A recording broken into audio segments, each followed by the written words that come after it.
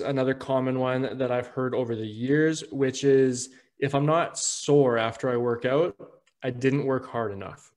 And again, I get this all the time where my clients will come to me, they'll be like, I didn't get sore after our last workout. Like clearly I didn't work hard enough. Well, it's The not true. shame. Yeah. Yeah, right. Is you're almost like shaming yourself, and honestly, I think personal trainers and even like media and that type of thing are and gym buffs are to blame, right? Because we would brag about that soreness all the time. We would Yep. say, "Oh, my client was so sore after that leg day," or "Man, my legs are so sore. That's proof that I pushed heavy weights yesterday." And yes and no, right? Yes, you are going to get some of that soreness for the most part, especially if you're doing something new or pushing a new weight or pushing your muscles to another level. But that's not the only thing that tells you if you worked harder or not. In fact, I've had clients that really struggle to feel sore, and they've like really beaten themselves up because they're like, I just can't get sore. Like, what's the problem? Like, there's no problem. Like, how are you feeling during your workout? Are you Yeah. fatigued? Yes. Are you like feeling like you need to take rest in between? Yes. Are you seeing progress? Yes. You are Yeah. working hard enough then, right? Like Right. those Yeah. are much better measures.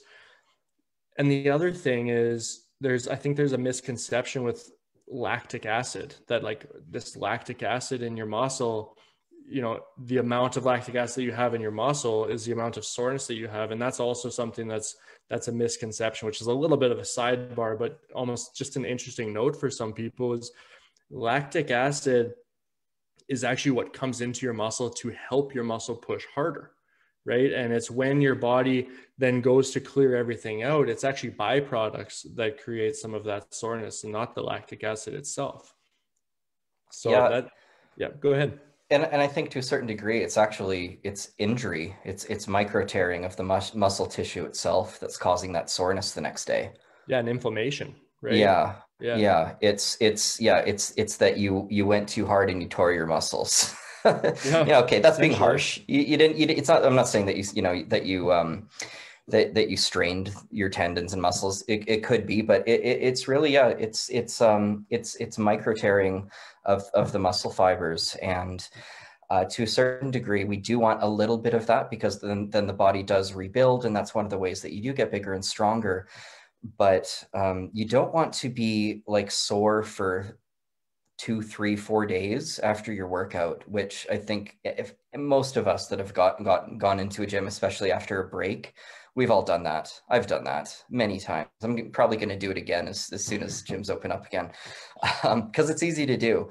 But that shouldn't be the goal every time. I have a friend. He's a former professional athlete, and he's always had a really tough time being sore after workouts, and it's never meant anything to his athletics. That's for sure.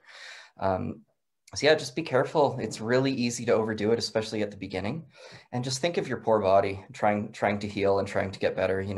Sore for a day is fine, but yeah, you don't like once you're sore for those like 2, 3, 4 days kind of thing, you probably overdid it. Yeah. And the other thing too is if you're constantly striving for that soreness, you are not giving your body enough time to recover properly, right? Like we just said, like that soreness is a sign of essentially injury. It's self-provoked injury that is going to have a positive effect on your body if you allow it the time to recover, right? But if I'm doing heavy squats and my legs are killing me and they're sore for 3 days, and then I've got another leg day coming up, 4 days later, my body's probably not getting near enough time to fully recover those muscles before I'm pushing them again.